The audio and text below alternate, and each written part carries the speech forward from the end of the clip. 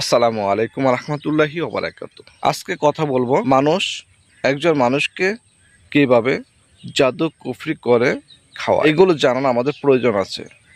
একটা মানুষ কখন একটা মানুষকে জাদু কুফরি করে, যখন একটা মানুষকে দেখতে পারবে না, তাকে সহ্য করতে পারবে না। শত্রু বেশিরভাগ আপনার পাড়ার লোকই হবে, আপনজন, এই সমস্ত লোকই শত্রু বেশি হয়ে থাকে।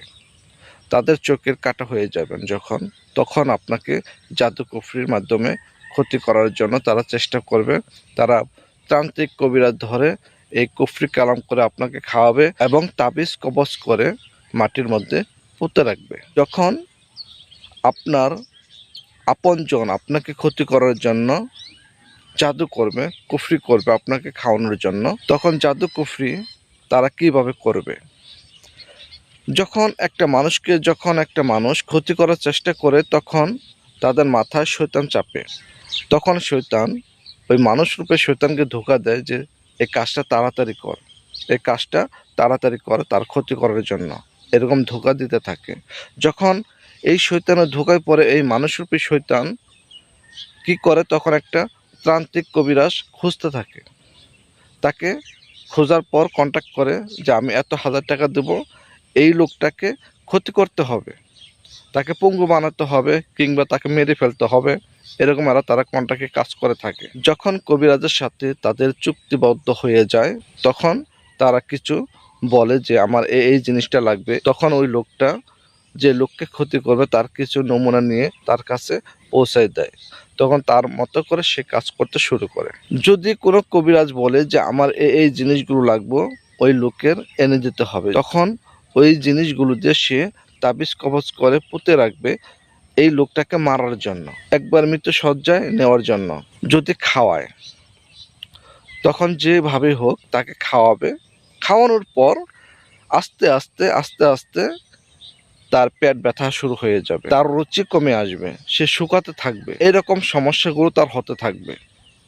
আর যদি কিছু করে পুঁতে মানে মাটির নিচে দাবাই রাখে, লাউ হোক মাছ হোক, এগুলো পুঁতে রাখবে।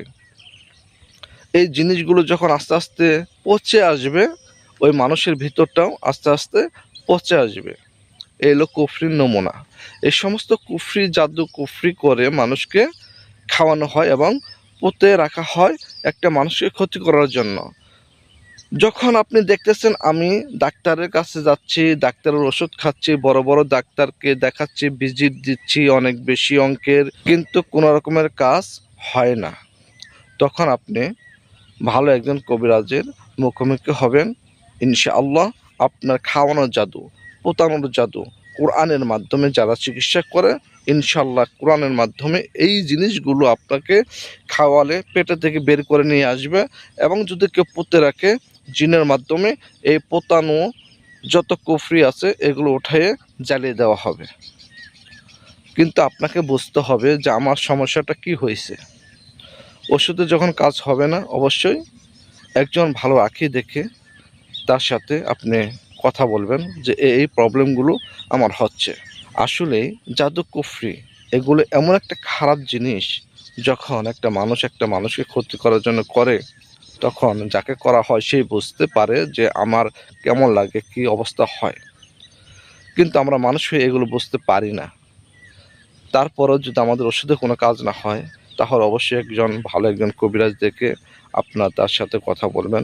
ইনশাআল্লাহ কোরআনের মাধ্যমে চিকিৎসা নেবেন, ইনশাআল্লাহ কোনো সমস্যা হবে না, আপনি আস্তে আস্তে সুস্থতা লাভ করতে পারবেন ইনশাআল্লাহ। তো এই পর্যন্তই, দেখা হবে কোনো এক নতুন ভিডিওতে।